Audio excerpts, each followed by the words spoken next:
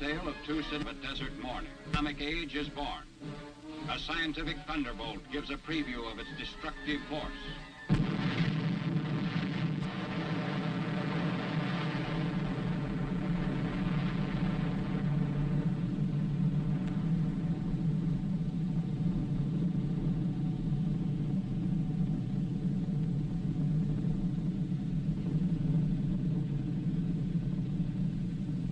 From the instant of that first blast until Hiroshima vanished from the list of living cities, closely guarded plants in New Mexico, Tennessee, and the state of Washington continued their work to shorten the war. Hiroshima, one of Japan's arsenal cities, was selected as the first to feel the weight of atomic power. 21 days after the New Mexico dress rehearsal, a lone B-29 was over Hiroshima, carrying an atomic bomb.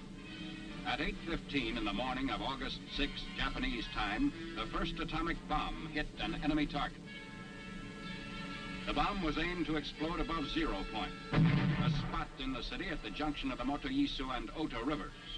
The bomb was intentionally set to explode well above the 0 point to dissipate its radioactivity.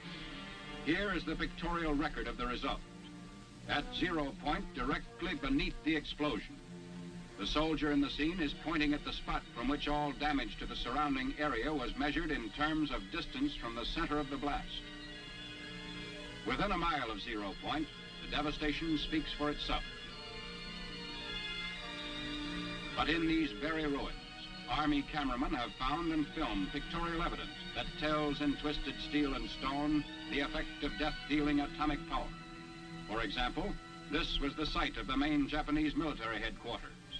There were approximately 20,000 Japanese military personnel stationed here. They are among the missing. A lone concrete smokestack indicates where a bustling factory once stood. Reinforced concrete buildings seem to have withstood the explosion fairly well, the damage varying with their distance from 0 point. Within an area of a mile to a mile and a half, this type of building was the only type to withstand complete demolition and destruction. Here's a building that was actually knocked sidewise, giving you an idea of the force of the blast. The direction of the blast is graphically told by the slant of this parapet, a concrete wall. Etched in the stone base of what was the Russo-Japanese War Memorial are telltale lines, atomic handwriting for all to read. Another signpost of the direction and force of the explosion is blasted in the polished granite base of this statue. The light surface indicates the angle of the blast, 2/10 of a mile from 0 point. Many of the shattered windows pointed like skeleton fingers the direction of the atomic wind of death. On one side, blown in. On the other, blown out, with atomic tornado force. Inside, the flash burns on the chairs give eloquent testimony on the heat of the blast a mile from 0 point, which singed the mohair upholstery like a blowtorch. Hiroshima City Hall, which stood at an angle of 45 degrees to the direction of the explosion, had its doors and windows blown in, but suffered much less damage than buildings squarely in the path of the blast. The windows and doors offer mute evidence of the way the blast swept into the structures. The destructive circle within a mile from 0 point had a few notable exceptions, mainly reinforced concrete. On the edge of the area of greatest damage was a landmark, the Red Cross Hospital, which never ceased functioning, although it sustained damage. Today, it dominates the desert of a debris that was Hiroshima. Another notable exception to the general demolition was the Nagasaki railroad station in East Hiroshima, a mile and a half from the center of the blast. This building, however, suffered extensive damage. The twisted steel beams and concrete wall show the effects of the tremendous concussion.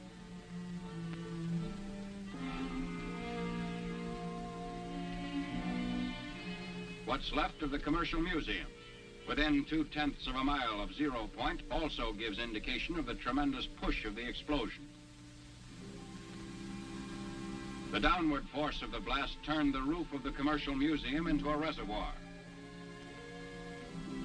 Amazingly enough, bridges did not suffer too badly at Hiroshima. This steel rail bridge, 1 mile from zero point, had the side toward the explosion virtually blasted by flying particles, which removed almost all the paint.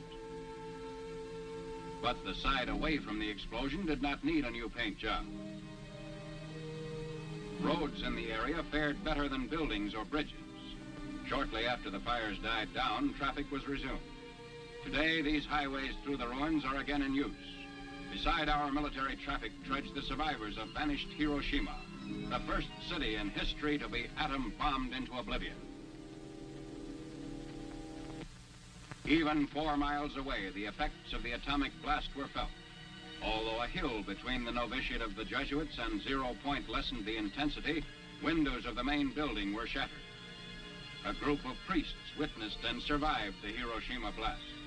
One of them, Father John Zymus, tells what he actually saw. An eyewitness account.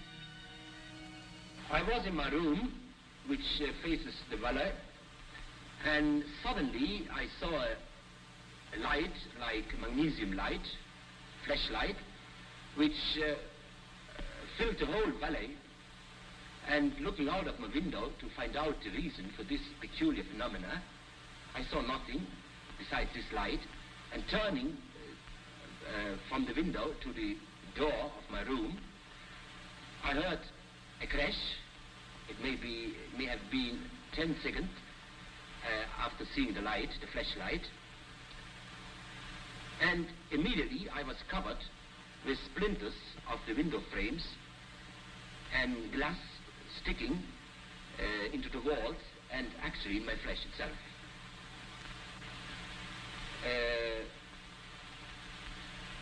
After a while, we saw a procession of people coming from the outskirts of the city up the valley. Many of them, most of them, were wounded, especially the parts of the body which were not covered by clothes, like hands, feet, back. All of us who lived through this experience at the spot estimate the numbers of dead at least as 100,000. What is your opinion as to the story that the ruins of the city emitted deadly rays? Well, I think that it's just a rumor. Because I myself and others of us have worked in the city itself immediately after the explosion for several hours, and we felt no ill effect at all. After Hiroshima, Tokyo wondered when the next atom bomb would fall. They did not wonder long because the president delivered an ultimatum: surrender or face complete destruction. The Japanese ignored the ultimatum. It was evident that atomic power to break the enemy must become the tale of 2 cities. Nagasaki was selected to become target city number 2. Exactly 3 days after Hiroshima, a B-29 set out for Nagasaki. Instructions were precise. To the north, Japan's greatest torpedo plant. To the south, steel and arms works were located in the heart of the city. The bomb was aimed midway between the 2 plants to cause greatest possible damage. Because the plants were located in a valley, surrounding hills shielded most residential areas and concentrated the damage on the industrial section. At 10:58 the morning of August 9th, the bomb was exploded above the city, and in the towering mushroom, Japan could read its doom. This was more than a routine bombing. It was the funeral pyre of an aggressor nation. The bomb had been purposely exploded high, so that the greatest part of its radioactive material was dissipated in the stratosphere.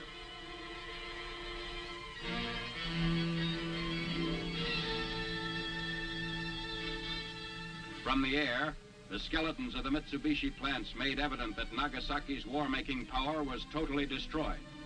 For the valley area of little more than 3 square miles, blast and fire reduced the industrial plants and surrounding buildings to blackened rubble.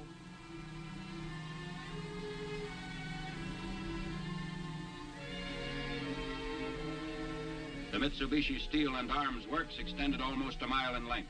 Before the blast, these were modern buildings constructed like our own American factories. Closer examination of the ruins shows the same complete destruction that characterized the ruins of Hiroshima. Damage to equipment and machinery used in the manufacture of naval rifles, AA guns, and heavy artillery was such that even if Japan had determined to commit suicide by continuing resistance, she could not have salvaged much from the ruins. Smokestacks bent but did not break before the blast. And roads were unaffected, people using them without ill effect shortly after the explosion. The ruins revealed beyond doubt the existence of the shadow factories the Japanese had set up in the nearby residential areas of the industrial valley. You have seen the swath of destruction created by atomic power in this tale of two cities. The world's greatest minds in science, statecraft, and military matters are wrestling with the problems created by the atom. On this spot, outlined in stone, is a figure representing the average man, regardless of his race or creed. These atomic footprints on the sands of time can never be erased. They point a path which leads to unparalleled progress or unparalleled destruction. Just as in the darkness of the desert morning when the atomic age was born, atomic power puts the question squarely to mankind.